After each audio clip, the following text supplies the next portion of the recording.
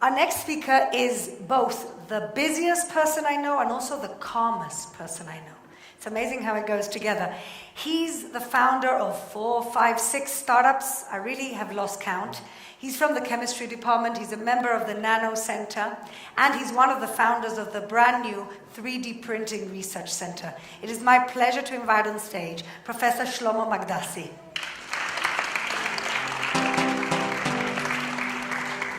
Thank you, Claire. Communication now is very simple and very easy. We all have our smartphones in our pockets. We know now how to listen. We have the ability to read books, to read newspapers. We can print a lot of copies that we can send to many, many people. To those of you who have not such a good memory, it wasn't like that always. Many years ago, prehistoric man used to express his feelings or to convey messages by cave painting, wall paintings. It took many, many years, it's amazing, only at 1445 that Gutenberg has invented the first printer. He invented the first printer and he also printed the first Bible. After printing that first Bible, there was a spread of information all over the world and communication became much, much simpler and easy. So you could print many copies, many exact copies, we call it hard copies, and deliver it to many, many people. 500 years later, we have many, many printing technologies, more sophisticated than the printer that you see there. For example, all the huge billboards that you see on the street are printed in a few seconds. Now, we all have at home printers which cost maybe less than $50, and the printing ability is really very open to all of us. So, what is common for paint and ink and printing is ink, paint, it's chemicals. How do we make an ink? We're in a small audience, so just keep it in secret. It's very, very simple. You take pigments, these parts that can be minerals that you can dig in your garden, or you can take a tomato. You put it in a grinding machine, exactly like a food processor that you have at the kitchen. Mix it, shake it, and you get particles that are the ink or the paint. So this is a can of this paint. We are working on a lot of projects which are related to inks and paints, but we started to think, can we bring additional function to the ink? A function that will be something beyond color. To remind you, for about 500 years, people used ink and paint only to bring color to a page or to a wall. We want to bring functionality beyond color. For example, the can that you saw on the right side was a black paint that we developed that has a unique capability of absorbing all the sunlight and get the sunlight converted into heat. So we licensed the technology to a company called BrightSource. It's in Jerusalem and in the US. The company is producing electricity by using our black paint that absorbs all the sunlight, converts it into heat, then the heat makes steam, and the steam generates electricity. So now in California, the largest thermosolar plant in the world is using our black paint, which is on top of this tower, and produces electricity for over 100,000 homes in California. So this is a functional paint. What about ink? I work quite a lot with nanomaterials. Nanomaterial is in the size range of a millionth of a millimeter, very, very small. One hair fiber that I don't have is about 30,000 nanometers. So we talk about small particles that start to change their properties simply because of the change of the size.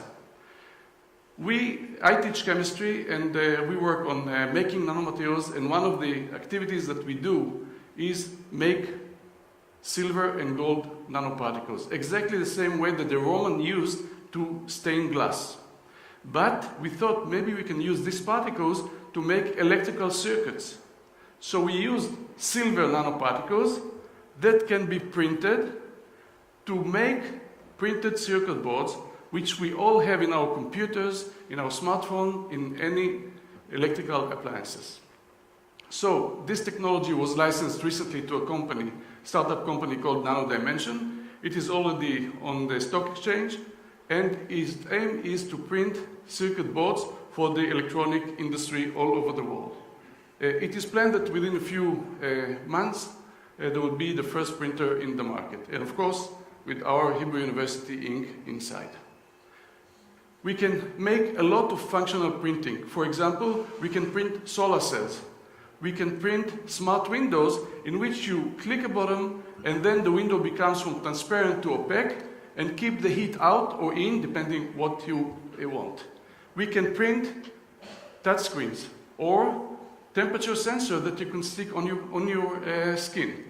So this is 2D functional printing. 2D functional printing means printing on flat surfaces. You can bend it, but it is still a flat surface. What about going into non-flat substrate? So we go to 3D printing. Conventional making of objects is very tedious.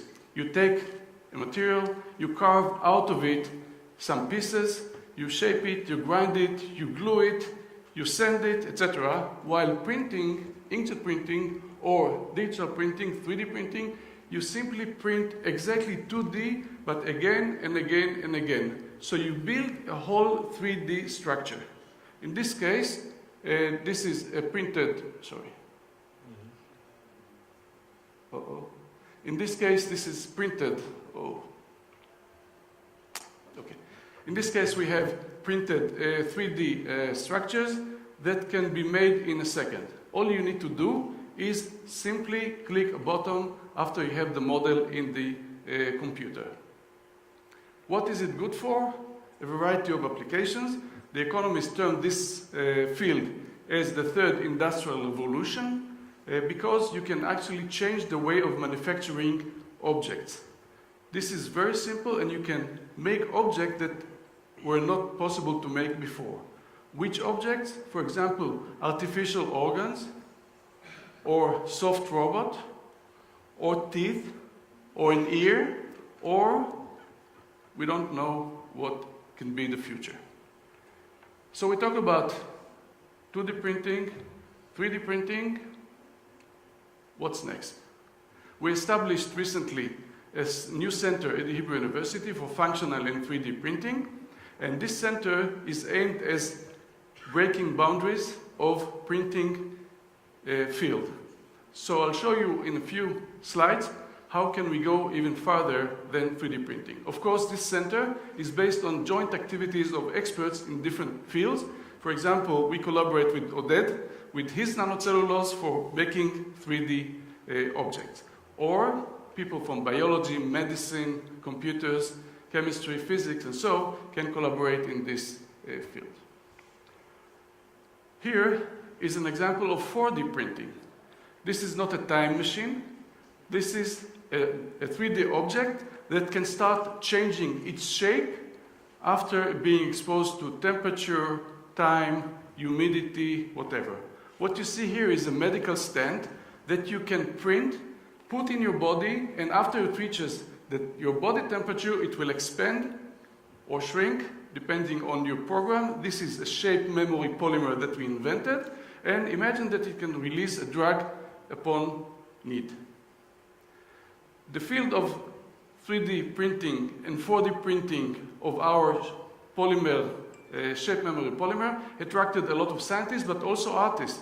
So an art student from Bezalel took our materials and printing technology and used it for making movable jewelry.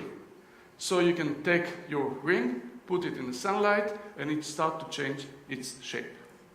So we have 2D printing, 3D printing, 4D printing. What's next? I really don't know. We should fly with our imagination, and hopefully we can print our dreams. Thank you.